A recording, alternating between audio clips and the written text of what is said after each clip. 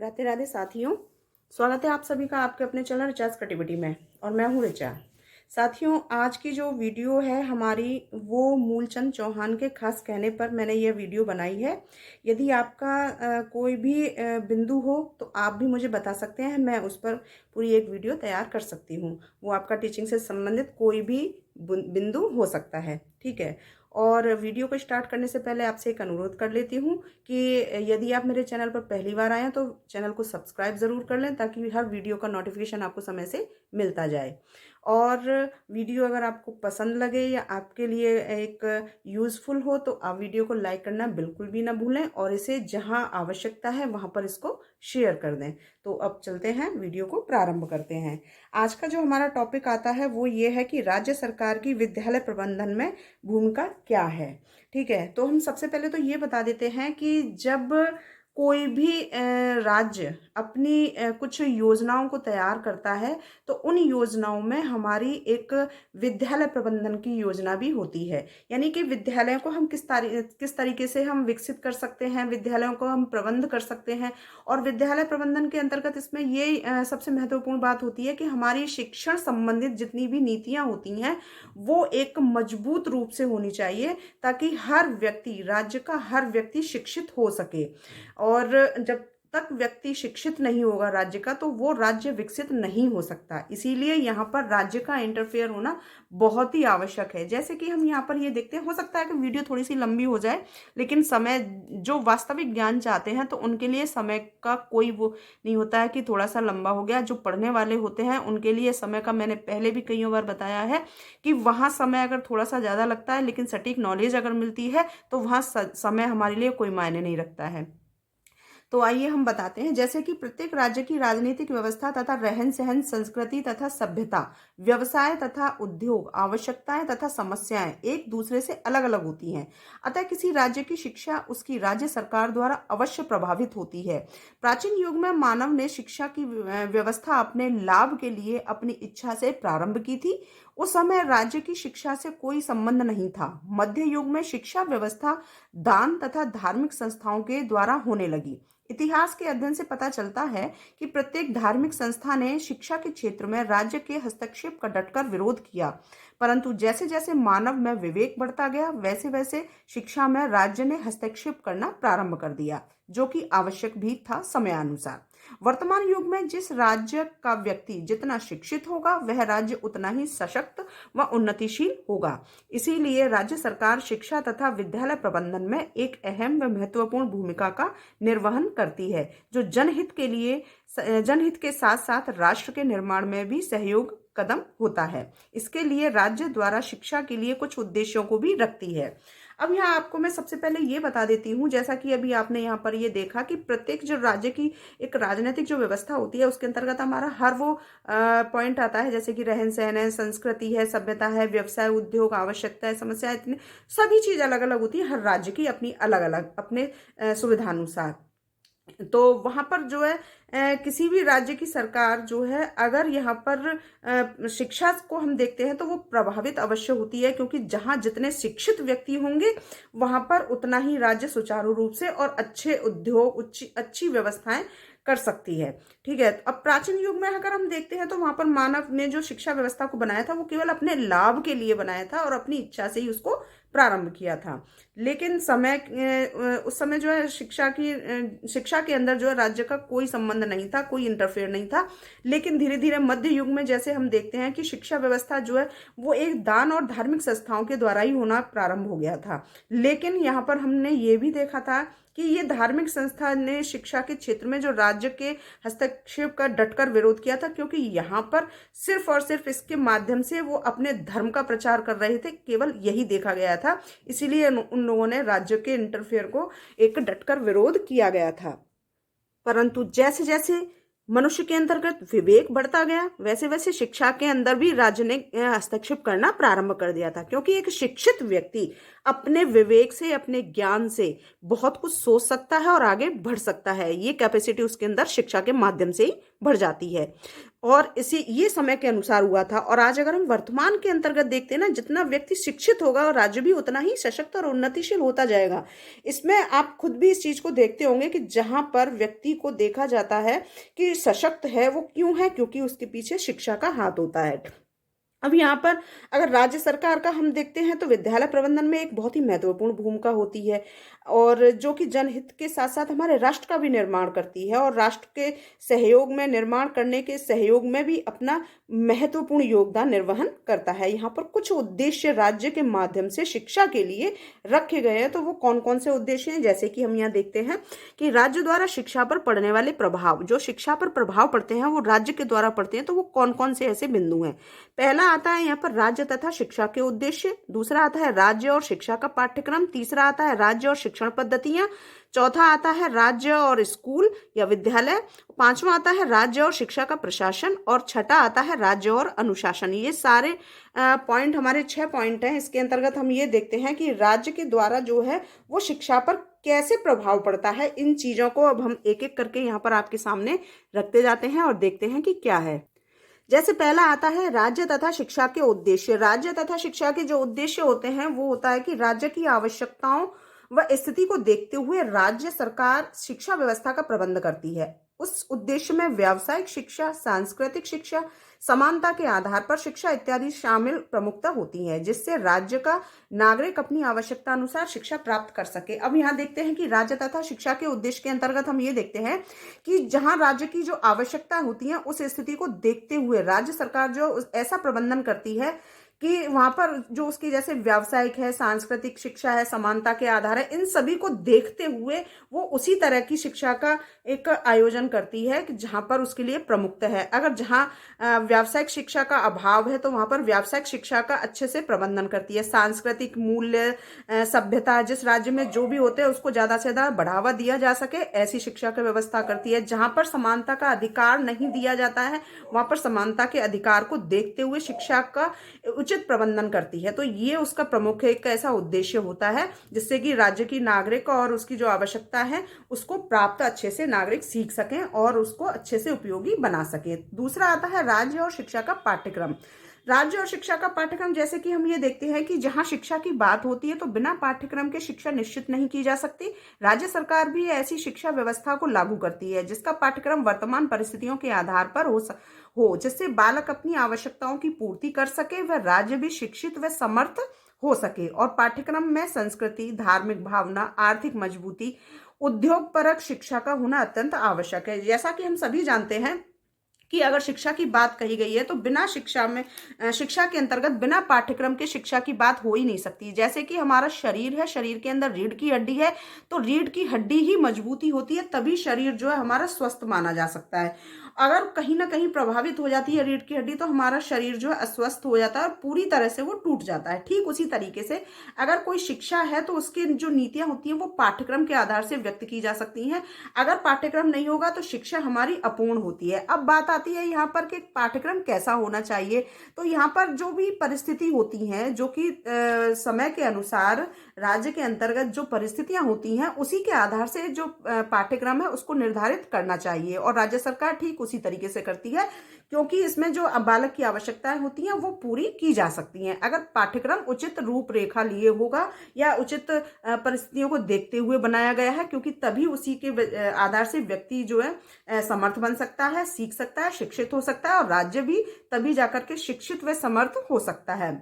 और इस पाठ्यक्रम के अंतर्गत वो सारी चीजें होनी चाहिए जो महत्वपूर्ण है एक व्यक्ति के लिए, जैसे कि संस्कृति है, धार्मिक भावना है, आर्थिक मजबूती है, उद्योग परक शिक्षा है। इस तरह की ये सारे जो बातें हैं पाठ्यक्रम में होना अत्यंत आवश्यक है। तीसरा आता है राज्य और शिक्षण पद्धति। राज्य और शिक्षण पद्धति के अंतर्गत है कि प्रत्येक राज्य की अपनी एक अलग शिक्षण पद्धति होती है जिससे उसी राज्य की संस्कृति व ऐतिहासिक विरासत को ज्यादा से ज्यादा बढ़ावा दिया जा सके। अतः राज्य सरकार इन सभी को ध्यान में रखते हुए ही उन शिक्षण पद्धतियों को रखती है जिससे सांस्कृतिक ऐतिहासिकता के साथ साथ राजनीतिक, सामाजिक, जनतांत्रिक हित भी शामिल हों और सभी नागरिक अपने अपने हितों के प्रति जागरूक हो सके। अब यहाँ पर शिक्षण पद्धति को रखा गया है तो इस तरीके से रखा गया है कि सबकी, हर राज्य की अपनी एक अलग अलग शिक्षण पद्धति होती है, अलग अलग भाषा होती है, उसी के आधार से उसकी कुछ ऐसी विरासत भी होती है जो कि ऐतिहासिकता के आधार से होती है, उसकी संस्कृति के आधार से हो सकती है। तो उस चीज को बढ़ावा देने के साथ साथ राज्य सरकार यहाँ पर उन सभी बातों को ध्यान और शिक्षण पद्धतियों को रखती है कि जिसमें सांस्कृतिकता, ऐतिहासिकता के साथ साथ जो राजनीतिक, आज वर्तमान समय में सामाजिक, जनतांत्रिक हित और राजनीतिक व्यवस्था, इन चीजों को अत्यंत रूप से शामिल किया जाना चाहिए, जो कि राज्य सरकार करती है। क्योंकि इसी से व्यक्ति जो है वो अपने अपने हितों के प्रति जागरूक होते हैं, वो समझ पाते हैं कि हमारे ऐसे कौन से हित हैं जो हमें समर्थवान बनाते हैं और हमारे लिए उपयोगी सिद्ध हैं, जो कि हमें भविष्य में काम आते हैं। तो इन सभी चीजों को यहाँ पर शिक्षण पद्धतियों के आधार से रखा जाता है, जो कि राज्य सरकार इसको अच्छे से बनाती है नीतियों को। आगे हमारा पॉइंट आता है, चौथा पॉइंट है हमारा राज्य और विद्यालय यानी कि स्कूल। अब हम यहाँ पर ये देखते हैं, क्योंकि बात ही हमारा इसी पॉइंट पर आता है कि यहाँ पर जो भी हमने राज्य सरकार का जो एक विद्यालय प्रबंधन है उस चीज को रखते हुए देखा है, तो वही चीज इसके अंतर्गत आती है। जैसे कि विद्यालय एक ऐसा प्रांगण होता है जहां पर जाकर एक बालक अपना भविष्य संवारता है, और इसीलिए वर्तमान समय में हर माता पिता अपने अपने बच्चों को ऐसे विद्यालय में भेजना चाहते हैं जहां भविष्य को संवारने की क्षमता हो, चाहे वह संस्कृति के आधार पर हो, सभ्यता हो या औद्योगिक रूप से हो। विद्यालय की कल्पना दो प्रकार की छवि उत्पन्न होती है। विद्यालय की कल्पना से जो है दो प्रकार की छवि हमारे दिमाग में उत्पन्न होती है।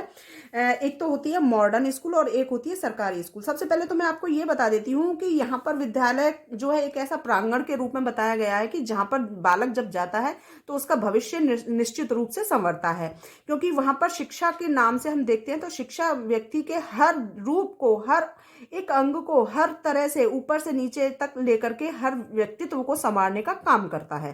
तो यहाँ पर जो वर्तमान समय में हम देखते हैं कि हर माता पिता का यही सपना होता है कि उसका बच्चा जो है एक ऐसे विद्यालय में एडमिशन ले जहां जाए तो वहां पर उसके अंदर हर प्रकार का गुण जो है वो आ सके, चाहे वो किसी भी रूप से हो, उसका भविष्य संवर जाए। ठीक है, संस्कृति के आधार पर हो, सभ्यता के आधार पर हो, रीति रिवाजें हो या औद्योगिक रूप से, क्योंकि जब जीवन जीना है तो वहां पर औद्योगिक शिक्षा नहीं होगी तो शिक्षा अपूर्ण मानी जाती है। ठीक है, ये तो हो गया। अब विद्यालय की जो कल्पना हम करते हैं वो दो प्रकार से उत्पन्न होती है। कैसे होती है? पहला होता है मॉडर्न स्कूल और दूसरा होता है सरकारी स्कूल। इसके अंतर्गत हम ये देखते हैं कि जैसे कि आजकल मॉडर्न स्कूल में ही हर बच्चे को भेजने की ख्वाहिश होती है, क्योंकि वहां की इमारतें आलीशान व आकर्षित होती हैं। ठीक इसके विपरीत सरकारी स्कूल की इमारत फीकी नजर आती हैं। तो राज्य सरकार का दायित्व यहाँ पर यह बनता है कि वह सरकारी स्कूलों को भी कुछ खास तरीके से बनाए, जिससे सभी बालक उसमें मॉडर्न स्कूल के समान ज्ञान प्राप्त कर सके। जैसा कि आज हम वर्तमान में देख रहे हैं कि वर्तमान में उत्तर प्रदेश में ऐसे सरकारी विद्यालयों को मॉडर्न स्कूल के अंतर्गत परिवर्तित किया गया है। जो मॉडर्न स्कूल हमारे होते हैं उसके अंतर्गत हम ये देखते हैं कि हर माता पिता का एक ये ख्वाहिश बनती चली जा रही है कि जहां पर हमारा बालक जाए, एक आधुनिक शैली क्या है उस चीज को अपनाना शुरू कर दिया है। अब उसके अंतर्गत हम ये देखते हैं, आपको मैं उदाहरण के आधार से बता देती हूँ कि सरकारी स्कूल के अंदर हम ये देखते हैं कि वहां पर शिक्षा नहीं होती है। के पीछे भी एक अवगुण होता है, क्योंकि आज के हम शिक्षा का जो गिरता हुआ स्तर है उसकी वजह से ऐसे सरकारी विद्यालय जो है वो बिगड़ते चले जा रहे हैं और मॉडर्न स्कूल अपना पैसा बनाते चले जा रहे हैं। ये भी एक भेड़चाल के समान ही होता चला जा रहा है। मॉडर्न स्कूल के अंतर्गत हम यहाँ पर आधुनिक शैली को तो अपना लेते हैं, परंतु वहां पर हम अपनी जो खुद की सभ्यता और संस्कृति होती है उस चीज से हट जाता है एक बालक। लेकिन अगर इन्हीं चीजों को देखा जाए तो एक सरकारी विद्यालय के अंतर्गत यहाँ पर अगर हम प्राचीन शिक्षा को लेकर के चलें और अब की शिक्षा को देखें तो बहुत अंतर हो जाता है। पहले के बालक में और आज के बालक में बहुत अंतर होता है शिक्षा व्यवस्था के अंतर्गत। और ये सारी चीजें मॉडर्न स्कूल के अंतर्गत और ये सरकारी विद्यालय के अंतर्गत आसानी से देख सकते हैं। हमें उस हीन भावना से सरकारी विद्यालयों को नहीं देखना चाहिए, हमें उस हिसाब से देखना चाहिए कि अगर बालक का विकसित रूप करना है तो सरकारी विद्यालयों में भी उसी हिसाब से दिया जाए। जहां पर अब विद्यालय की बात आती है तो मॉडर्न स्कूल की जो स्थापना की गई थी तो वो इसको देखते हुए की गई थी कि यहाँ पर हम अपने जैसे बच्चे जैसे जनसंख्या को देखते हुए ये सब चीजें बनाई गई थी। तो राज्य सरकार ने कुछ ऐसे लोगों को अपनी तरफ से कुछ विद्यालय खोलने की अनुमति दी गई थी कि जहां पर बालक जनसंख्या के आधार पर कुछ वहां समाहित हो जाए और कुछ सरकारी विद्यालय में जाए। एक तो ये कारण हो गया। दूसरा कारण ये होता है कि आर्थिक रूप से जहां संपन्न व्यक्ति होता है वो मॉडर्न स्कूल के अंतर्गत अपने बच्चों को भेजना चाहता है, और जो है आर्थिक रूप से संपन्न नहीं होते वो सरकारी विद्यालय में, क्योंकि वहां पर बहुत सारी सुविधाएं उनको दी गई हैं। लेकिन यहाँ पर पाठ्यक्रम की बात अगर रखी जाए, जितनी भी कौशल होते हैं उन सब चीज़ों को रखा जाए, जो भी स्किल्स हैं उन सबको देखा जाए, तो यहाँ पर हर व्यक्ति के लिए एक समान, हर विद्यालय के अंदर एक समान पाठ्यक्रम होना चाहिए, ताकि ये भेदभाव खत्म हो जाए। तो राज्य सरकार का यहाँ पर यही दायित्व होता है कि जो व्यवस्थाएं एक मॉडर्न स्कूल के अंतर्गत होती हैं, ठीक उसी हिसाब से सरकारी विद्यालयों में भी वही सारी रणनीतियां, मॉडर्न जो टेक्निक्स हैं वो वहाँ पर होनी चाहिए। वहाँ की चाहे वो बिल्डिंग हो, चाहे वो हमारी कोई पाठ्यक्रम हो, तो जो भी है वो सब हमारा एक समान होना चाहिए। तो ये छवि जो है जब खत्म हो जाती है, वहां पर बालक अपने आप एक जैसा पाठ्यक्रम एक्सेप्ट करेगा, तो एक जैसा ही वो ज्ञान सीखेगा। ठीक है।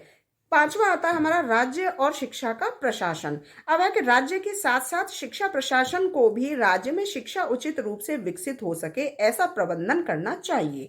इसके लिए नवीन शिक्षण पद्धतियों का निर्माण, विद्यार्थियों के हितों का ध्यान इत्यादि पर जोर देना चाहिए, और राज्य सरकार इस कार्य में शिक्षा प्रशासन को सहयोग करती है।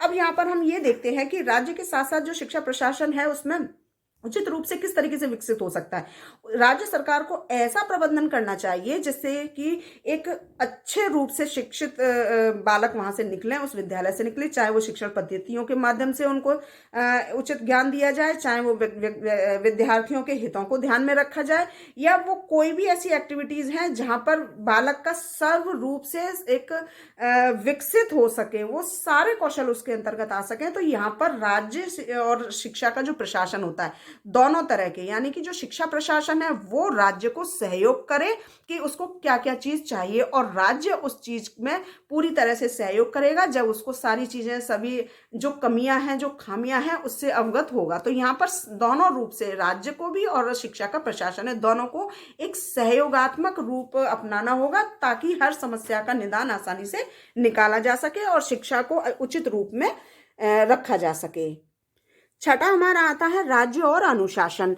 हम यहाँ ये देखते हैं कि कोई भी नियम के बिना कार्य सुचारू रूप से नहीं चलाया जा सकता। अनुशासन नहीं होगा तब तक किसी भी कार्य को सही रूप से नहीं चलाया जा सकता। जब एक प्रकृति भी अनुशासन में चलती है तो यहाँ पर मनुष्य का जीवन भी एक अनुशासन के माध्यम से, यानी सांस का आना और जाना, ये भी एक अनुशासित क्रिया कहलाती है। तो यहाँ पर शिक्षा को अगर हम देखते हैं तो उसमें अनुशासन नहीं होगी तो व्यक्ति कुछ नहीं सीख सकता। तो जैसे देखते हैं कि जिस राज्य में जैसी राजनीतिक व्यवस्था होती है उसका प्रभाव वहां के विद्यालयों के अनुशासन पर भी वैसा ही पड़ता है। शासन व्यवस्था में प्रत्येक बालक को उसकी रुचियों, रुझानों तथा योग्यताओं एवं क्षमताओं के अनुसार विकसित होने के अवसर प्रदान किए जाते हैं। यहाँ पर जिस राज्य में जैसी व्यवस्था होती है, या हम कहें कि राजनीतिक व्यवस्था जैसी भी होती है, उसका प्रभाव वहाँ के विद्यालयों पर अक्सर पड़ता है। अगर राजनीतिक व्यवस्था आज के समय में हम ये देख रहे हैं तो ये एक दुर्भाग्यपूर्ण वातावरण बनता चला जा रहा है कि ज्यादा तरह से विद्यालयों के अंतर्गत जो है एक राजनीतिक हस्तक्षेप होता चला जा रहा है, और वहां पर सिर्फ और सिर्फ ऐसे लोग पैसा कमाने से मतलब रखते हैं, ना कि छात्र का कितना विकसित हो रहा है, छात्र कितनी शिक्षा ले रहा है, वो चीज नहीं होती है। तो ये एक दुर्भाग्यपूर्ण है। यहाँ पर राज्य को करना ये चाहिए कि एक उचित रूप से व्यवस्था है, यहाँ शिक्षा में कोई भी गलत रणनीति नहीं अपनानी चाहिए, वरना यहाँ पर हम शिक्षित की बजाय व्यक्ति को केवल हम किताबी ज्ञान दे देंगे, लेकिन उसका जो अंदरूनी ज्ञान है हम उसको बिल्कुल वहां से खोखला कर देते हैं। तो यहाँ पर यही सारी चीजें राज्य को देखनी चाहिए कि राजनीतिक व्यवस्था तो होनी चाहिए परंतु उचित रूप से, वहां पर अनुशासन के आधार से होनी चाहिए, और उसकी रुचियां क्या हैं बालक की, उसके रुझान क्या है, उसकी योग्यता एवं क्षमताएं क्या हैं, उसी के आधार से और ज्यादा से ज्यादा उसको वो सारे अवसर प्रदान करने चाहिए जहां पर एक बालक को वास्तविक रूप से उन अवसरों को होना चाहिए। ठीक है, ये तो उसके 6 हमारे प्रकार हो गए कि क्या क्या भूमिका वो अपने विद्यालय प्रबंधन में एक राज्य सरकार निभाती है। अब बात आती है यहाँ पर राज्य की शिक्षा संबंधी कुछ अन्य प्रमुख कार्य, यानी राज्य के जो कार्य हैं जो कि शिक्षा से संबंधित है, वो ऐसे कौन कौन से प्रमुख कार्य हैं। जैसा राष्ट्रीय शिक्षा की योजना का निर्माण करना। जब तक राष्ट्रीय शिक्षा की योजना निर्माण नहीं होगी वहां पर शिक्षा सुचारू रूप से नहीं चल सकती है। अगला आता है नागरिकता का प्रशिक्षण। एक व्यक्ति के अंतर्गत अपने हितों के प्रति जब वो जागरूक नहीं होगा तो शिक्षा वहां पर अपूर्ण मानी जाती है, इसलिए यहाँ पर नागरिकता का प्रशिक्षण शिक्षा के अंतर्गत होना चाहिए। फिर आता है कि स्कूलों की व्यवस्था। यहाँ पर क्या है कि स्वयं व स्थानीय संगठनों को स्कूल खोलने के लिए प्रोत्साहित करना। यहाँ पर जब मैंने अभी आपको जैसे बताया था कि कुछ चीजें ऐसी होती हैं कि जहाँ पर प्रारंभ में यही लागू की गई थी कि बच्चे ज्यादा थे, यानी कि जनसंख्या ज्यादा थी और विद्यालय कम थे और शिक्षा सभी के लिए अनिवार्य हो गई। तो क्योंकि इसी चीज को जब हम किसी दूसरे के पराधीन थे, यानी कि हम गुलाम थे अंग्रेजों के, उस समय यहाँ पर शिक्षा के माध्यम से एक विवेक जागा और तब जाकर के अपने देश को हमने आजाद कराया। तो शिक्षा बहुत जरूरी हो गई। अब यहाँ पर जो है स्कूल कम पड़ गए, तो वहां पर ये देखा कि कुछ ऐसे स्थानीय जो संगठन है उनको कुछ अधिकार दे दिए गए ताकि ज्यादा से ज्यादा शिक्षा के लिए प्रोत्साहित किया जा सके। ठीक है, तो यहाँ पर स्कूलों की व्यवस्था हो गई। अब आता है प्रौढ़ शिक्षा। प्रौढ़ शिक्षा यानी कि बहुत से ऐसे है कि बच्चों के लिए शिक्षा तो सही लगता है, लेकिन अब बात आती है कि सभी को यहाँ पर शिक्षित करना, क्योंकि हर कोई व्यक्ति अपने अनुभव से तो सीख सकता है, लेकिन विवेक हमारा शिक्षा के माध्यम से ही आ सकता है, ज्ञान हमारा शिक्षा के माध्यम से ही आ सकता है। और जहां पर विद्या होती है, विद्या के घर के माध्यम से हम सीखते हैं, तो उसमें कुछ लोग ऐसे रह जाते थे कि जो अशिक्षित थे और उसमें प्रौढ़ों की संख्या बहुत ज्यादा दिखाई दे रही थी। तो यहाँ पर कुछ व्यवस्थाएं राज्य सरकार ऐसी कर सकती है, करती है और किया है कि जहां पर कुछ व्यक्ति अब शिक्षा से वंचित रह गए हैं तो और शिक्षा प्राप्त करना चाहते हैं, तो ऐसी प्रौढ़ शिक्षा के माध्यम से कुछ ऐसे संस्थान भी खोले गए हैं।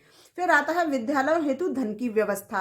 राज्य सरकार जो है विद्यालय के लिए धन की व्यवस्था करती है, क्योंकि यहाँ पर बिना धन के वहां पर शिक्षा नहीं की जा सकती है, क्योंकि उसके लिए हमें सुचारू रूप से बहुत सारी सामग्री चाहिए होती है विद्यालय को चलाने के लिए। तो वो सारी सामग्रियां उपलब्ध कराती है। तो वो सामग्री कहाँ से आएगी?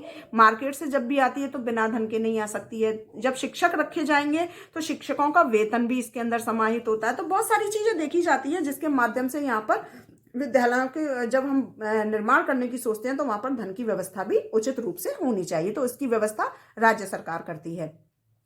सार्वभौमिक अनिवार्य तथा निशुल्क शिक्षा।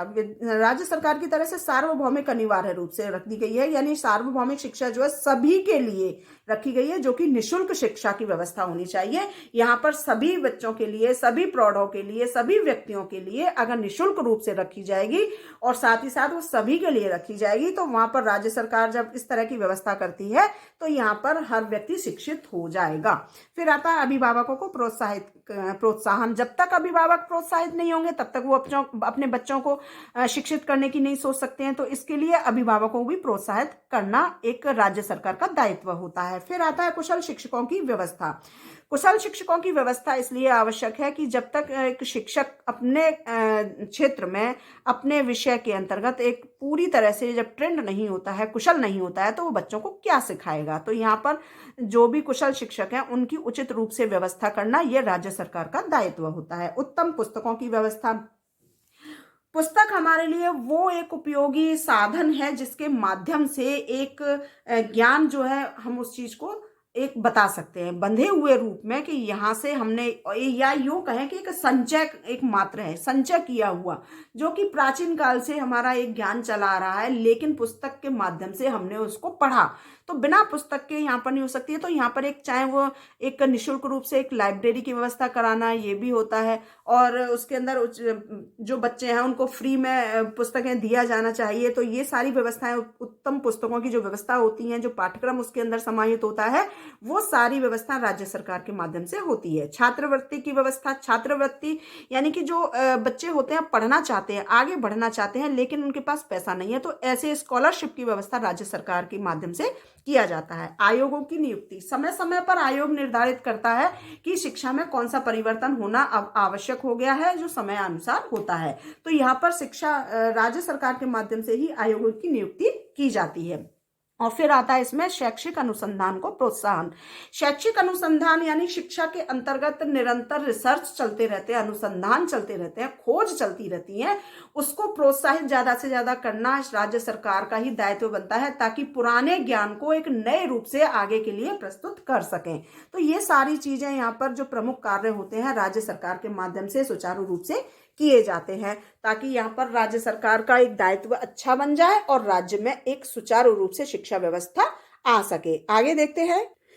आगे है कि अन्य दायित्व और कौन कौन से हैं जो कि राज्य सरकार के द्वारा हैं। जैसे कि यहाँ हम देखते हैं कि विद्यालय के लिए राज्य सरकार द्वारा निर्धारित मानकों की पालना पर निगरानी करना, यानी कि विद्यालय के लिए जो है राज्य सरकार द्वारा कुछ मानक निर्धारित किए जाते हैं, उन पर निगरानी करना कि वो मानक निर्धारित रूप से सुचारू रूप से चल रहे हैं अथवा नहीं चल रहे, तो उस चीज को दिया जाता है। अगर नहीं चल रहे होते हैं तो समय समय पर ये चेतावनी दी जाती है ऐसे विद्यालयों को कि जो अब मानक के अनुसार नहीं चल रहे होते हैं, जिनमें कुछ कमियां होती हैं, तो उनकी मान्यताएं रद्द कर दी जाती हैं। तो ये राज्य सरकार के द्वारा होता है। हम आजकल देख रहे हैं, ऐसा अक्सर देखा गया है और हायर एजुकेशन में ये बहुत ज्यादा है। कहीं किसी अन्य शिक्षा के माध्यम से अगर हम देखते हैं तो हायर एजुकेशन के अंतर्गत ये समस्या बहुत ज्यादा है कि मानक के अनुसार कोई भी, न तो आपको शिक्षक मिलेंगे न आपको पाठ्यक्रम मिलेगा। विद्यालय केवल और केवल वहां पर कागजी आधार से चलते हैं और बच्चे होते हैं तो वो भी कागज के आधार से मान्यता ले आते हैं, बच्चों को एडमिशन ले लेते हैं और फीस ले लेते हैं।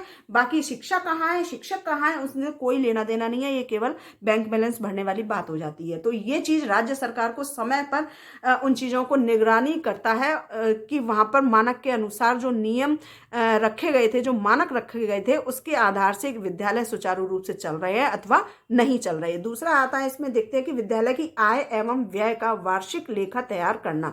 विद्यालय के माध्यम से यहाँ पर जो भी टैक्स होता है, कितनी इनकम की और कितना हमने उस पर खर्च हमारा हुआ, जो वार्षिक एक लेखा तैयार किया जाता है, उसकी रिपोर्ट जो है राज्य सरकार को सौंपी जाती है।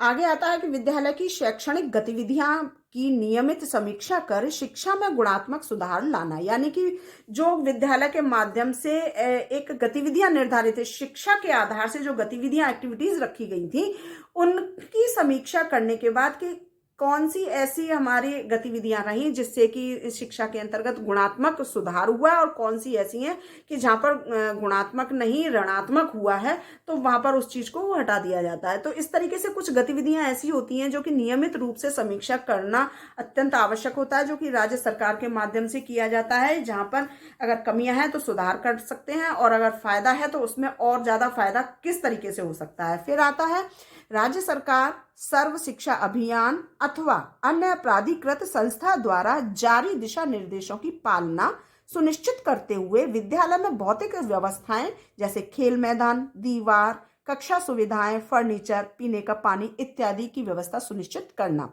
राज्य सरकार भी कर सकती है सर्व शिक्षा अभियान, जिन संगठनों के माध्यम से चलाया जा रहा है वो भी कर सकती है, या अन्य कोई भी प्राधिकृत संस्था कोई भी हो सकती है। उन सबको एक दिशा निर्देश यानी कुछ ऐसे मानक के आधार से, यहाँ पर भी एक मानक होता है, उसी के आधार से इनको रख दिया जाता है। कुछ बिंदु ऐसे कि वहां पर विद्यालय की कुछ ऐसी व्यवस्थाएं बनानी होती हैं जहां पर बालक आए तो वो बालक किस बेस पर आए। तो जैसे उसके लिए खेल का मैदान बहुत जरूरी होता है एक बालक के लिए, वहां पर वो संपूर्ण रूप से तन मन से अपना एक व्यक्तित्व का निखार करता है, मजबूती बनाता है। खेल बहुत अत्यंत आवश्यक है। तो वो गतिविधियां जो होती हैं, तो उसके लिए खेल मैदान जो है वो उचित रूप से है या नहीं है। वहां की दीवारें जो हैं उनको आपने देखा होगा कि जो भित्ति चित्र के माध्यम से सजावट की जाती है वो केवल बालकों को आकर्षित करने के उद्देश्य से ही नहीं, उनमें एक छोटी सी सीख भी छिपी होती है। उसको जब बालक एक बार नहीं दिन भर देखेगा और दिन भर देखने के बाद जब वो रोज विद्यालय आएगा, तो जितने दिन वो विद्यालय आता है उसको देखता है तो उसके दिमाग में अपने आप ही एक स्टोरी चलना शुरू हो जाती है। तो वो एक आकर्षण होता है शिक्षा के प्रति। तो वो दीवार भी है, कक्षा सुविधाएं भी होनी चाहिए, जैसे कि बैठने के लिए फर्नीचर है, वो सारे पंखे की व्यवस्था है, उचित रोशनी है कि नहीं है, इस तरह की बहुत सारी चीजें जो है यहाँ पर कक्षा की सुविधाएं भी होनी चाहिए। तो ये भी राज्य सरकार जो है वो निश्चित करती है।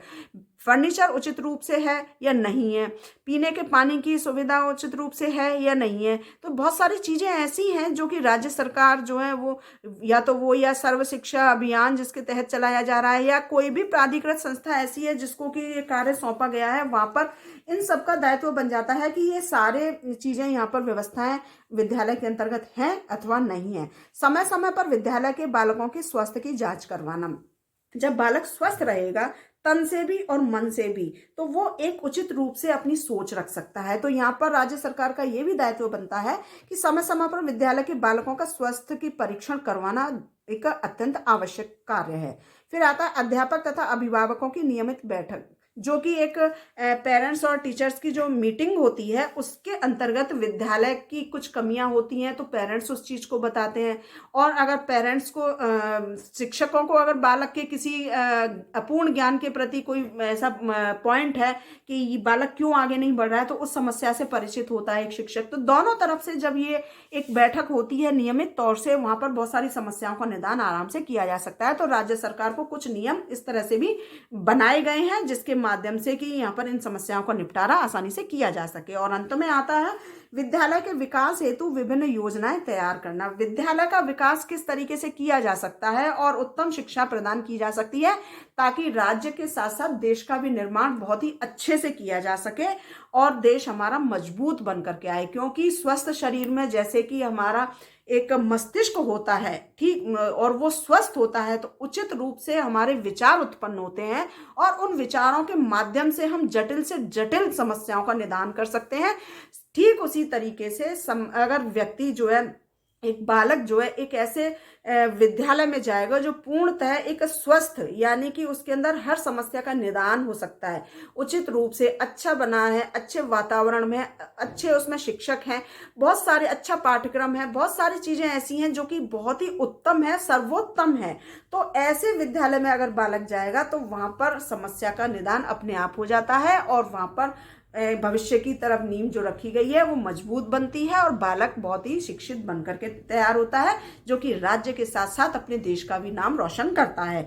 तो यहाँ पर राज्य सरकार के माध्यम से हमने बहुत सारी बातों की चर्चा की है। कौन सी ऐसी बातें हैं जो राज्य सरकार के माध्यम से यहाँ पर होनी चाहिए, या फिर हम ये कह सकते हैं कि जो राज्य सरकार की जो विद्यालय प्रबंधन में भूमिका है वो कौन कौन सी होनी चाहिए, जो कि आज के समय में हम देख रहे हैं बहुत ही आवश्यक है और होना चाहिए। तो ये वीडियो मैंने आज उन लोगों के लिए बनाई है जो कि राज्य सरकार की विद्यालय प्रबंधन में भूमिका क्या है इसको जानना चाह रहे थे। अगर आपका भी कोई पॉइंट है तो आप भी मुझे बता सकते हैं, मैं उसके ऊपर भी ये वीडियो आपके पॉइंट पर बना दूंगी। और उम्मीद करती हूँ वीडियो आपको पसंद आई होगी तो लाइक करना बिल्कुल भी न भूलें। चैनल पहली बार आए तो चैनल को सब्सक्राइब जरूर कर लें। वीडियो देखने के लिए आप सभी का बहुत बहुत धन्यवाद। नमस्कार।